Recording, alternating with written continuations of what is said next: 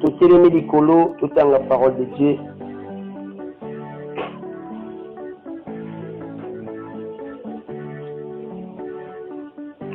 Nous allons au canal à Ephésiens chapitre 5, le verset 31 à 32. Déjà, Mangela Otangele Bichou, na Kolimbola. Ephésiens chapitre 5, le verset 31 à 32.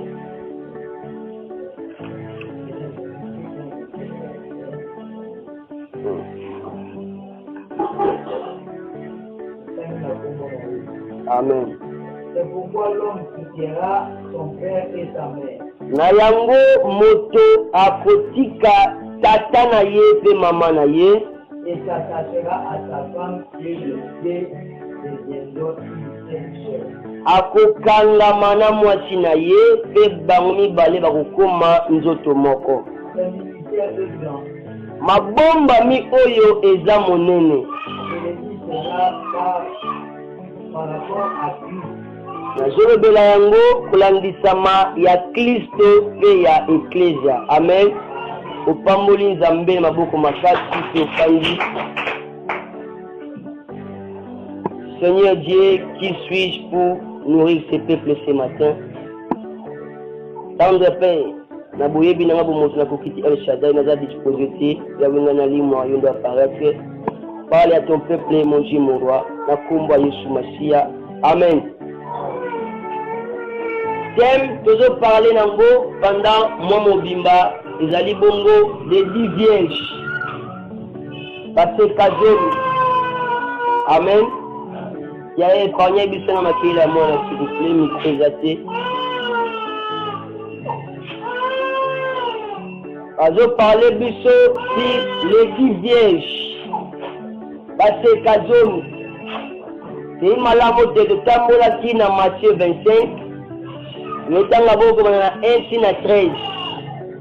Bisolo batei baleki expliquer pendant tout un mois. Otonyo tona kondimete ayebi nini nde salamaki na lisolo oyo. Amen. Alors, tango nyonso na teya kasi la parabole akena na ko expliquer bana Nzambe ke parabole ezali solo ya likambo te. Amen. Soki na Israel otuni bango bolasanga ba vierge oyo bawebiseke batikala kozala te. Amen. Ezali solo lisese oyo Yesu azopesa bato mpona kotalisa likanisi oyo ezalaki kati na ye. Amen. Eza likambo te esalamaki boye 10 vierge baye bake baliki mobali aye te non esalama boye te physiquement mais eza nde lisese oyo Yesu apesa bato. Tango Yesu azali kotia na masese ali kobomba likanisi moko songo na kati na ye. Nde na boye ali kokende na kuku na bayekoli na ye pe batuni ye makambo lobelaki tini nde akei kolimbola bango mopanzi. Amen. Alokola biso bato ali bongo bayekoli na Nzambe, c'est-à-dire que à travers le Saint-Esprit Yesu azokoma na kolimbola biso masese. Amen l'église. Yango lisese apesi ke bokonzi ya likolo ekozala lokola baseka zomi. Alors que Yesu na makanisi na ye ntango apesa bango lisese oyo azobelakisa bango nde bokonzi ya likolo. Amen l'église. C'est-à-dire que pour na Yesu apesa lisese oyo mais pensée caché na ye likanisi oyo aza nango kati na ye aolinga talisa bato ndenge nini bokonzi ya likolo ekozala. Amen. Nde apesi lisese bokonzi ya likolo ekokokana bongo na baseka zomi. Alors ntango Yesu ayebela baseka zomi les 10 vierges soki on a 10 chiffre 10 pourquoi Yesu azwa chiffre 10? Amen l'église. Pourquoi Yesu azwi chiffre 7 azwi 3 vierges azwi 10 vierges? Alors que chiffre 10 etalisa biso la totalité. Amen l'église. Et mobimba, c'est-à-dire que mobimba lisanga mobimba ya ba vierge. Amen l'église. Okoremarke Nzambe azokisa kanda ye na mokili. mbula nzambe abisi Noé sala masuwa kotisa bato parce que etamboli ya bato ekomaki bongo mabe. Amen. Nzambe akomaki na kanda alingi aboma mokili. Ne nzambe akopesa mbula delige. Mbula oyo kobeta ekokatana te. Mais na 10e mois ne babete mbula ekataki pe mai ebandaki kokita. Amen église. C'est-à-dire que chiffre 10 et c'est pour koki ya kanda na nzambe likolo ya mbula. Amen église. C'est-à-dire que chiffre 10 est sur la totalité. Tant que Yesu avec 10 vierges, et ça basi 10 1 2 3 4 5 6 et lisanga ya ba vierge. Amen église. Amen libote na nzambe. On remarque que Sarah a fait le mobile Abraham. Mais après 10 ans, ne Sarah a mon accueillement à Botate, là on a Abraham qui n'est pas ya servante nanga a gardé Botana Ban. C'est-à-dire que Sarah a constaté que ça lui 10 ans, ma pote est zaté. C'est-à-dire que ça lui totalité à féminité n'a pas beaucoup d'exaté. Amen église. On a entendu pour commenter ces chiffres disent ça la totalité. Amen le Zambie. C'est-à-dire que quand on savait les 10 vierges, et ça va se dire 1, 2, 3, 4, 5, non. Et ça dit lisanga boko qui a bâti la vierge nyoso Yesu wa runduka. Zamba benga Moïse amata na ngomba. Zamba alinga pesa Israel mibeko na ye. Oko remarque que Zamba a dit Moïse zama ba table matin na likolo. Mais likolo na table Zamba comme 10 paroles. C'est-à-dire que 10 paroles c'est que maloba nyoso ya Zamba likolo na Israel. Amen. Zamba nga pesa mobeko a fait sa 30 mibeko te a fait 10 commandements. C'est-à-dire que mobeko nyonso et se retrouver na kati ya 10 oyo. C'est-à-dire que 10 c'est la totalité quand même to bokoki. Amen l'église. C'est vrai que les 10 vierges za basi 10 zande lisanga ya basi. C'est-à-dire que ensemble Nzambe a dû établir ba chef na Israël. Nzambe a établir ba chef de 10, ba chef de 100, ba chef de 1000. Amen l'église. C'est-à-dire que Mouto bâti chef de 10, en lui mon amoukiété. C'est-à-dire qu'il faut une totalité de la peuple sur la Kambande Bangoal. Jacob a créé un d'accord là-bas. Là-bas a changé 10 fois salaire naïe. Amen l'église. C'est-à-dire que la totalité, il y a changement, il y a salaire, il y a là-bas. Il y a Jacob à là-bas. Quand vous voyez ce qui est bon contre le colon de coca, il y a 10 vierges. Et ça passe 10, 1, 2, 3, T. Je ne les sanga ya ba vierge. Amen l'église. On a concept de base. Alors vierge azanani. Vierge azam mwana mwasi alali mutu ya sexe féminin. Oyo ayebi na nzoto ya mibali te. Amen l'église. Amen libote na Nzambe. Amen. C'est-à-dire que vierge azali mwana mwasi oyo ayebi na nzoto ya mibali te. Oyo azu semence ya mobali kati na etene mtu wabenga vierge. C'est-à-dire que yesu ngaba ke bokonza likolo kana 10 vierge, mais kana lisanga ya baseka ya batu oyo bazo semence ya mibali mosusu te. Amen église. Alors vierge a n'importe qui te. Vierge aza mutu ya kosakana na ye te. C'est-à-dire que quand Yesu abake bokonza likolo kokena 10 vierge. Attention. Vierge en Israël aza na valeur ya motuya.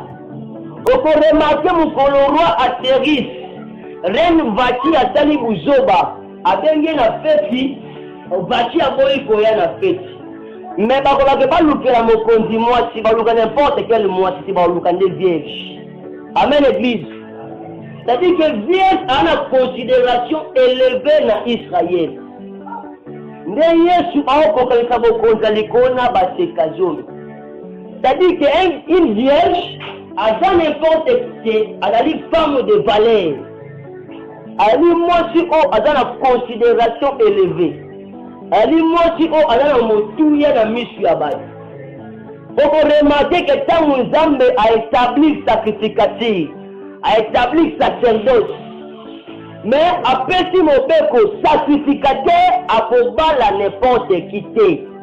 Un sacrificateur, moi je peux pas la fois à la vierge. Avec l'église. C'est-à-dire que vierge, Adam ou a été. Elle est femme de valeur. C'est-à-dire que tant que vous savez que beaucoup, vous allez connaître 10 vierges. Mais comment on a les sangs à basi à valeur. Ok, moutou, après pour minimiser bangote. Vierge, Adam n'importe qui. Ali mwasi oyo yazana valeur kati na ye. Amen bana Nzambe. Tangu ruazo luka mwasi. Abike kebo luka olukela ye mwasi babi non to luka basi na buzo bate. To luka basi oyo bayebi nanu mibali te. Amen église. Alors que vierge kolandi sama ya lisesa Yesu Masia. Alali moto lisanga ya basi oyo bazana bokoki kat na bawali ba femme de valeur. Alors donc il faut tanga na Ephésiens 5 le verset 31 à 32. Kuna bibelo bini wana pote Paul na expliquer biso.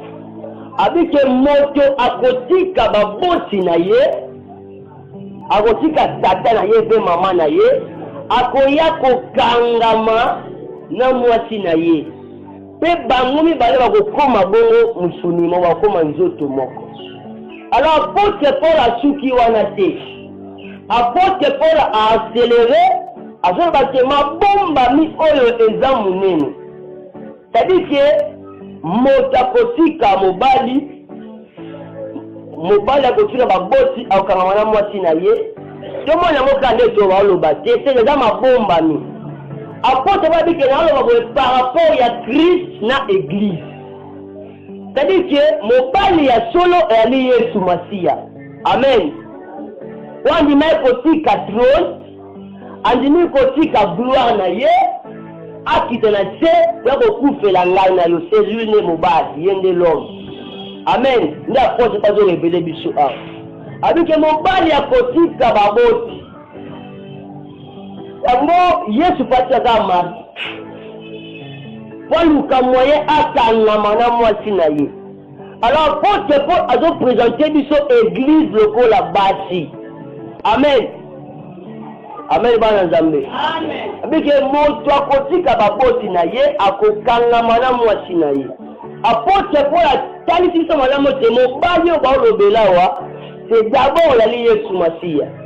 Yene mobali ya solo andi me kotika ngwembe ya tata azimi kotika kiti ya bokonzi kwa kita na se akufela ngai na yo puke ayebana kokangama na biso église. Amen. C'est yende mobali. Alors tangu Yesu Masia azoloba ke bokonzi alikole na basi mibali basi zono oba kende kokutana na mobali. C'est-à-dire que l'isanga ya basi ou ya considération c'est c'est-à-dire que Yesu azo babongo par rapport ya basi na mobali te azo peta lisete par rapport ya yemoko na ecclesia. Amen église. Avec beaucoup de ba 10 vierges. C'est-à-dire que Yesu Masia tanga be de cela ba 10 vierges, avec ba 10 vierges boyete. Abe tenere solo ya yena biso. Amen. Parce que nenga tozabo banda ndimela Yesu Masia okoma vierge. Amen. Papa je la biso 1 Corinthiens 2 Corinthiens 5 verset 6.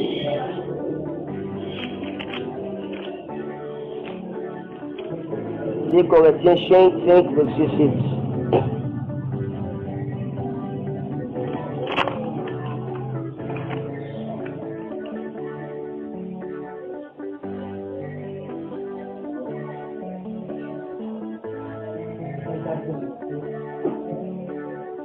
fait. Car nous marcherons par la foi. Ouais, 17, pardon, 17.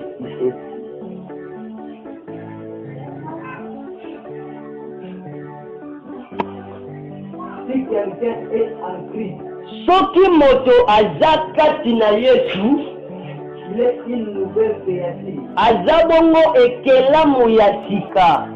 Les choses anciennes sont passées. Makambu ya kala eleki. Voici toutes choses sont devenues nouvelles. Tala makambu nyonso ekomi bongo ya sika. Merci l'homme de Dieu. Opamboli nzambe na maboko makasi. Tala esika biso eklera dokoma ba vierge. Babi soki moto aza kati na Yesu, akomi ekelamu ya sika. C'est-à-dire que mabelo salaki semence outaki nango quelque part. Semence outaki nango na famille, tango ye kati na Yesu Masia, nyonso wana eteni ni elongwe. C'est-à-dire que na misu ya Nzambe okomi bongo ekelamu ya sika. C'est-à-dire que en d'autres termes ozongi bongo vierge liboso na Nzambe. Amen église. Nde Yesu Masia sikonda zoloba. Bokoni koyokana ba 10 vierges. C'est-à-dire que vierge ba le belawa, et ça 10 vierges ba le sorti ya Israël et la nenga inayo. Amen. C'est-à-dire que ensemble la vie de l'otande 10 vierges. Biso nyonso nanga inayo na ye to sali 10 vierges. Lisanga ya baseka. Parce que tango ka ondimeli Yesu Masia, ozongi mbala moko créateur ya sika. Makambu nyonso ya kala ekwei. C'est-à-dire que na misu ya Nzambe okomi vierge. Okomi mwasi oyo ana semence ya mobali mosusu. Amen église. Nde makambu ya kala eleki, ko makambu nyonso ekomi bongo ya sika. Tala sika tokomi ba vierge liboso na Nzambe. Alors que Yesu na Jacques 14 azoloba ke na kei na ke kobongisa esika na koya kozwa bino. Amen. Amen. Tango Yesu alobake bokoyeba na 10 vierge, oba kokutana mobali. Mobali balobelawa ezali n'importe qui te ali Yesu Masia. Nda pesa elaka. Ke na tei na kozonga. Mais tango Yesu akoya akozwa n'importe quelle vierge te. Amen bana Nzambe. Oui, ozano vierge, oyambi Yesu Masia, komi ekelamu ya sika, mabe zate. Mais ba vierge baleka catégorie moko te balaki deux catégories ya ba vierge. Baki ba vierge ya bolema na ba vierge ya mayele. Amen église. Ondimeli Yesu Masia, ozoa na église, oyebi Yesu ondimela ye osambelaka. Toboyi te oza vierge, mabe zate. Oyali vierge ya ndenge nini? Ya zoba te ya mayele. Parce que ba vierge ya bazoba tango ba ekuta na mobali bazwi mafuta te na mwinda na bango. Tala niveau ya bassesse ya intelligence na bango. Ebike mafuta epelaka na mwinda. Tango mobali akoya eyebani te. Mais osali prévision te ekana mafuta na mwinda ke na okabo. Mais ya bwanya bachaki babongisaki mafuta na bavazi na bango. Tala différence. Eloko sali bango bokeseni ezali bongo la prudence. Ba vierge o bayaki prudence. Amen. Amen. Azalaki prudence. Soki lokuta na mobali toyebi akoya te. Mais po mafuta esa nini ezala. Po soki mafuta esili tobakisi mafuta mosusu. Amen l'église. Amen. Okomi nouvelle créature eza mabe te. Okomi vierge toboyi te. Mais oza vierge ya ndenge nini? Tango mobali apesaki promesse na kei na koya. Na koya kokamata bino. Akokuta o neta nini? Neta ya vierge sage to neta ya vierge folle. Amen l'église. Yango nde likambo. C'est-à-dire que toyami Yesu Masia eza malamu toboyi te. Tondimeli Yesu. Tokomi ba vierge, tokomi ba nouvelle créature. Alors tango Yesu akoya akokuta ngai na na eta nini? Leta ya bolema to na eta ya bwanya. Amen. Yesu akoya kozala vierge sage. Ce qu'on a dit vierge, ya zoba tango yango epesameli yo, o changer kana yo. O luka mafuta o tena munda na yo. Parce que tango Yesu akoya, akona apota vierge nyonso te. On attend apota la vierge sage. Alors vierge sage ada nani? Ada n'importe qui te. Amen l'église. D'abord la sagesse c'est quoi? La sagesse, qu'on a dit ça ma définition, vous allez voir la modération et la prudence. Amen. De précéder qu'on a la tiki-tiki. Amen l'église. C'est-à-dire que Yesu quand akoya pour tout le monde, akoya pour bâtir, pour prudent. Akoya vierge, pour prudente. Amen, Banazambe. Parce que moi, si on est prudente, ne mwinja na yeye kufa kate. Amen, ibota na Nzambe. Yesu akoya te kozwa n'importe quelle femme. Akoya nde kozwa ba vierge oyo baza prudente. Parce que alobaki ete pokeba Satana esi akiti kati na bino. Mais il faut la prudence. Amen l'église. Yango na mokanda Matthieu 10, le verset 16. Yesu alababoui. Alobi, soyez prudents comme les serpents. Amen l'église. Amen. Abimo na la prudent lokola ba serpent, lokola ba nyoka, lokola nyoka. C'est-à-dire que Yesu a traité kaka na bato baza prudent.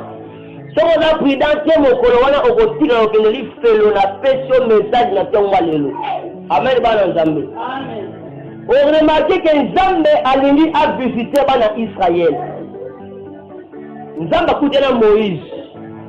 Atuni Mose ozana ni na loboko na Mose abina na verge. Za verge wana tie na mwe pa Pharaon. On remarque que verge tango la maboko ya Pharaon la maboko ya Moïse ekoma nyoka te. Mais tango verge ekwena te ekoma nyoka. Amen. C'est-à-dire que verge de maboko ya Pharaon elle a lié Nzambe par rapport à la position ya kibonzambe. Amen.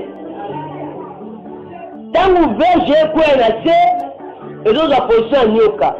C'est-à-dire que Yesu otika papa aokita na se aokomande nyoka. C'est-à-dire que Yesu va la prudence lokola ngamoko. Or le véritable serpent il a dit Yesu Masi ayemo. Parce que bana Israël tango nyoka osabango otela nde serpent de rein au moya tembolaki. Amen l'église. Amen. C'est-à-dire pour dire que et c'est la prudence lokola nyoka. Amen bana Nzambe. Ce qu'on a prudence, bien aimé au Kendeli Felo. Tangu yango yo epesa meli ngai na yo tozala ba vierge sage. Amen libote na Nzambe. Pasa bina kei na kozonga. Mais okuta bito na tanini yango za pesi ni sese. Abo konza likolo ekokani na 10 vierge. Bazwaki bamundu na bango ekuta na mobali. Mais na koza mundu na bango baoya mayele bazwaki na mafuta. Parce que bayebaki ete tango mobali akoya eyebani te. Amen. Prudence ezali eloko motuya mpona biso bana Nzambe. Ezali la prudence pe prudence na marche na biso liboso na Nzambe. Tango ese kotambola to la prudence. Moto la prudent asungaka tango nyonso te. Ye pona kofinga ekoma habitude ata nyawa leki tufi ata ne mwana sala botala mutu donc otala lisumu à n'importe quel moment kobanga Nzambe pa na yo exact obanga ande bato obanga ande yango obanga ande ba pasteur obanga ande Nzambe te oza prudent te oza vierge folle o mona Nzambe te na pesa fonction ngwalelo. Amen. Pour que le royaume de Dieu au Kondalikolo, la première des choses, il faut que la rende prudent. est-ce que makambo n'osala nzambe osepela nango? Est-ce que vie on a mené nzambe osepela nango? Est-ce que nzelo na okende eza malamu na miso ya nzambe? Amen l'église. Abi, un homme prudent voit le mal de loin et s'échappe. C'est-à-dire que motamayele oza na prudence amonaka mabe na mosika mpe akimi yango. Ozomona mabe ezoya ozokende kaka liso ekotoboka. Amen bana nzambe. Omona ke dio na amene e permettre ngati na la contact na nzambe moko bakana oya na biwa. Amen libote na nzambe. Okomona nzambe te. Nzambe Yesu anaposa ba vierge folle te, anaposa ba vierge sage. Atali yo grâce ya liboso, ozalaki mosumu ozalaki na nzambe te, akomisi yo vierge. Alors quand ya yo moko nde opona, nakozala vierge folle, te nakozala vierge sage. eloko osala bato ebati oyo babengaka ba vierge sage eyali prudence na bango. Parce que bazwaki mafuta bayaki prudence. Olingi kozala prudent te. Zala prudent na marche na yo avec Nzambe. Tala ntango otambola marche na yo est-ce que Nzambe osepela na yo ou pas? Mosusu mpe osambela otali place na tali lisumu na amona ngo te mena tanga bolimbi kaka po nde David alobi pardonne à ceux que mon cœur ignore. Amen. Otali ne osambela banda tongo ti pokwa moi place na sumuki ezate. Bobi Nzambe limbi tataka parce qu'il a yebi bien parfois muso se fait na vous. C'est ça. Osumukaka à tout moment ere nyonso osalaka lisumu. Ere nyonso yo masumu olingi otikati. Wali vierge Paul yango epesameli yo Yesu nano azongi te bongola motema. Amen. Ozamona Nzambe ozoya biso na koyiba olingi kotika te. Kinumba olingi kotika te. Osala na bino olingi kotila te. Soki batali yo libanda babi oyo asambelaka nosambelaka te. Kodi osali babinaki est-ce que azofingisa vraiment na église na bapasteur tozo bazofingama likolo na yo vierge Paul. Message ya ntongo ya libongola motema tika mabe tika masumu koma vierge sage pour que oyo hérité royaume de cieux. Amen église. Amen. Yesu Masiya ye na Jean-Baptiste Ndaliboso aye na mokili. Pona kuta na anyo Jean-Baptiste aye ko présenter biso anyo. Mais pona ko kuta na anyo pour se repentir. Selon bon na yo osali repentance te ozala no vierge Paul. Amen église. Yesu Masiya ye moko mokonzi. Premier message, repentez-vous. Faut vous la mitema. Autant l'église 20 ans, 8 ans, 10 ans. Mais quand nous allons en 2003, nous avons raté le monde changé la vie. Même nous avons été en train de faire ça. C'est-à-dire que nous avons évité pourquoi nous avons investissement dans la casino. Amen. Amen. Il faut que nous avons. Hier, à terre, nous avons 3000 personnes. Parce que tout ça n'est pas de bika. Premier message, répondez-vous. Amen, bana Nzambe. C'est-à-dire que mon a vie à moi dans Nzambe, il faut la constater. Pour vous mettre la lecture. Nous sommes là que maintenant, matin, vous avez vos langues, vous avez vos langues, ma bé. À terre, vous avez dit, nous sommes pénal à changer. Amen. On a l'église, on a le Sahel, on a l'église, on a le Pamba. D'ailleurs, on a la tête à mouiller sur Roya. Akuta na position ya vierge Paul. Non. Tango mwepesa melio za mafuta kana mwinda na. Na kusike mafuta tuko bana Seigneur. Amen. Amen ibote na Nzambe. Amen. Avec soyez prudents comme les serpents. Ndoka nyoka tango nyoka oya li Yesu Masiya. Tango ba nyoka paroba bimaka amelaka bango. Amen. Soyez prudents comme les serpents. Soyez prudents que même nous les serviteurs de Dieu, Yes, quel est ce serviteur fidèle et prudent que le maître établira sur ces gens pour leur donner de la nourriture au temps convenable. C'est-à-dire que le message pour nous faire ôter à l'église, pour nous faire Nzambe. Nous avons venu pour un message. Nous avons bâti, nous avons un programme, nous avons un serviteur fidèle et prudent. La personne du département Kamba, vous êtes serviteur dans l'église. La première chose, c'est la prudence. Quel est ce serviteur fidèle et prudent? C'est-à-dire que quand la prudence fait défaut, le peuple tombe. On a proverbe dans le Bango. Amen. Première caractéristique, la prudence.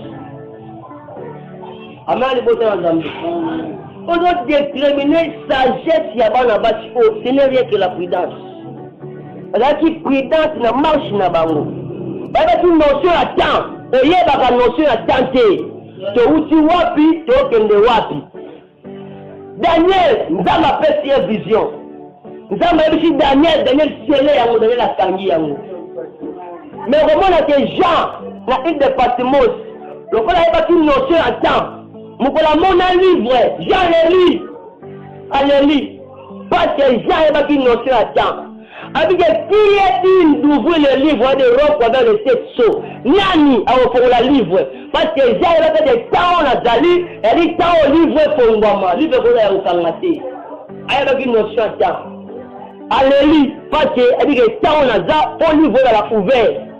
Livre votre la serré de la temps. Oui, une notion à tenter. Amen. La fils d'Issaka, il y a une notion à temps. Qui est tant motoza, te outi wapi, l'okende wapi.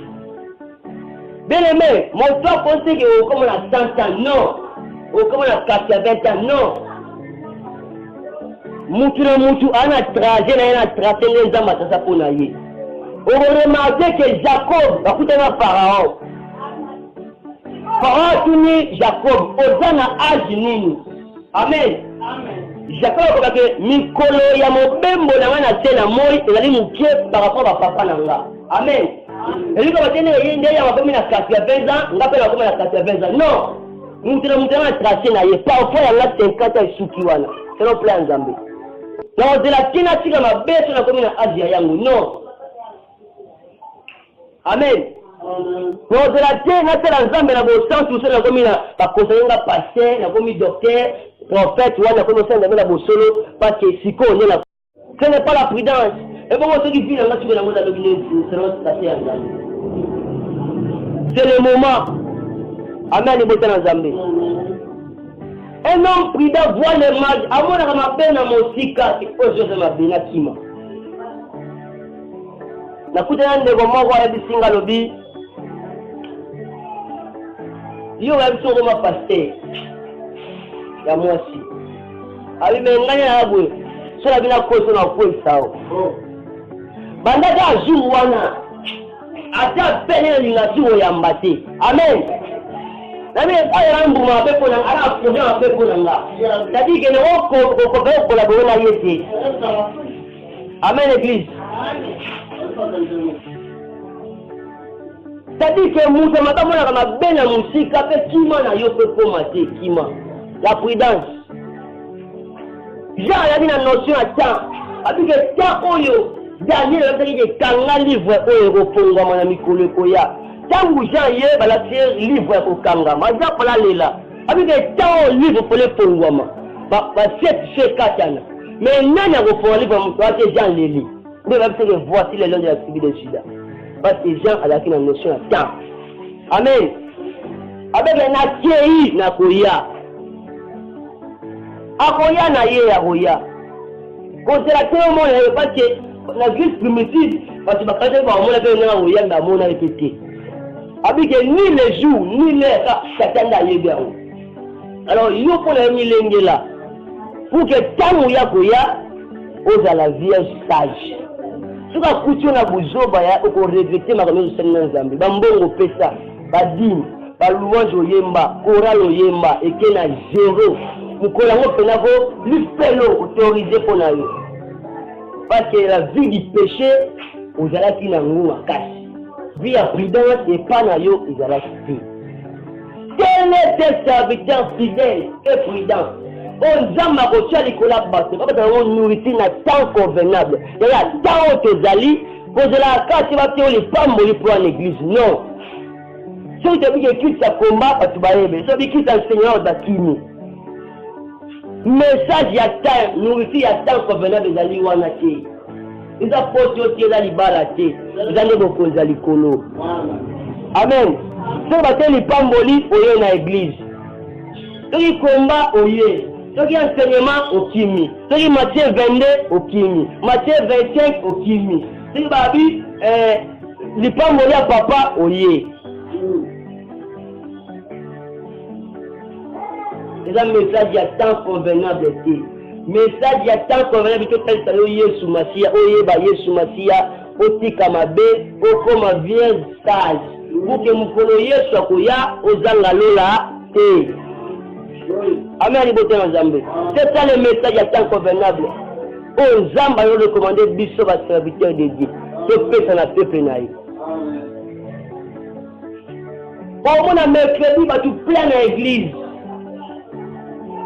Prière de famille, plein. Mon grand-père c'est quand le docteur m'a dit ah, ça va se baser sur une prière de famille plein là c'est Zaki. Sur le enseignement d'Akimi. On a mis message pour ce Pélisayo. Amen bana Nzambe. Amen. Bien aimé. Na kote li pamboli. Mais tant que tu as bien ma belle, l'objet est aussi calé. Au père de l'un au Kenya l'autre. On a tel isayo, oh yes à lobby. Amen bana Nzambe. Abi y'a on a 10 vierges, 10 vierges, 10 vierges ngana yo. Eza na Israël keza awa. Ngana yo. Yesu akozonga. Oh kuja na position nini? Position ya bwanya to ya bozoba okende to okota te parce que yango nde likambo apote kwa sababu c'est mystère grand mabomba mi oyo eza monene. Amen église. Amen. Passion yo mepe lokola ngana yo basike pe ndako baye pe l'église lokola ngana basike espèce bazalaki batie kobuka na mobali basali déplacement de osali pe déplacement otiki ndaku otiki famille okangami na Yesu Masiya a commission nouvelle créature okomi vierge eza mabete comme femme de valeur mais souki te faut bakisa versi parce que avec une femme vertueuse mwinde na ye kufaka te c'est le proverbe. Amen église. Okomi vierge eza mabete okomi reine okomi baseka basali bango sélection okutana mobali mais faut porter pour la Esther. Amen l'église. Amen. Yango komona Abraham aotinda serviteur na ye abichama boko na mopende na nga jire nga la panga ndai ke opende kozela nga mwasi na Kana. Pourquoi na Kana? Parce que bali même na siri na ye moko Abraham. Amen bana Nzambe. Et ceux qui ont été pour la paix vierge, il y a un Rebecca. Rebecca va dire Mélissa, ça m'a dans la maille. Mais après, si dans mon se 10. Amen. Elle a dit sage. Amen bana Nzambe. Nzambe akoya kozwa n'importe qui te. Yango Matthieu 7:21 baki ezali te ba o ezo belaka tata ne ba okota bokonza likolo. Non, c'est faux.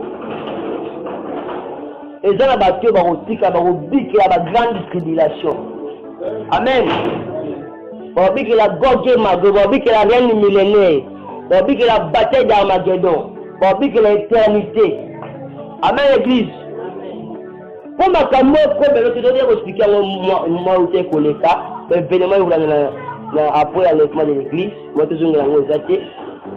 Pour dire que la macamote, c'est ça les moments. C'est ça les messages. C'est qui comme abbé. C'est dans la prudence. Dans la prudence. même dans l'église, nous sommes bomana, nous sommes welana, nous sommes inana. Nous sommes prudents. Parce que moto inande konaye azamo bomi. C'est-à-dire tant nous avons bomi, au moment où nous avons été. Les gars et ton cœur plus que tout quelque chose. Battre la montée, on a collé Kabilo au Nyos. Elle a la souillé. Amen dans les amis. Parce que c'est l'ambition. Donc, quand il y a un mobile, il y a un oumela. Mais nous avons cassé mon bal à oumela l'été. Il y a un cambo et fait la main qui va dans Israël. Moïse, Zamba Benya Koutana Zambé. Nangomba Sinaï. Par Israël, le col à Moïse, à la Koumela, si Aaron, c'est la vision Zamba qui est comme ça. Donc, à la Potani, il y a un Zambé qui est au bout de la Keko et Batali Vaudor. Parce que Moïse a la Koumela, on va Batali qui va Koumela. Amen. Zamba a Koumela te. Akoya na Tanaye. Tant que tu as les bureaux, Tommy Bongis. Pour que tu écoutes un mois de mon bal à l'ibad, Dieu ne me bat la chose. Dieu n'a pas que pour la chose, c'est lui le mari. Biso, tu as allé éclairer, tu as allé nous autres. Yé, Adam tout, Biso, tu as allé nous autres. Amen, l'église. Après, quand on a dit tout, c'est sorti. Il faut attendre que tu as sage. Parce que Yé Moko a la sage. Donc, on a Yé Moko a prudent. Il y a un peu de prudent, le coup là, un serpent. Si tu es prudent, il n'y a pas de prudent, tu es tout calme. Si tu es prudent, tu es prudent, c'est beau quand même, il va dans les signes. Parce que vous avez un asile moroté. Amen, il va dans Zambé. Amen, il va dans Zambé. Il y a un monde de sang, la bonne de Dieu, mon bien-aimé, papa, maman, ne commence pas au bal. Tant que bien-aimé, on a biso, tu vas la coutika. Abe, bon na biso. Tout ça au sala na be. Tout ça ko nyoko la batu. Tout la via lisumu. Tout tambo na ko banga nzambe. Parce que quand on sali kambuku na ngalema yango ozalati. Bishop ozalati. So na bangi pasteur bom awa. Bongo kuna ozalati. Na za fasi na nzambe na. Asali kindumba kuna, sali buzoba kuna na ala komise. Les nzambe nda mona basaba mona ati. Amen. La lita na biso totika mabe totambo na kubanga nzambe place tovandi ba remarquer réellement que mutoyo aza mosali ya nzambe mutoyo abanga nzambe. Amen. Amen libota na nzambe. Amen. Kanga misu to sambe.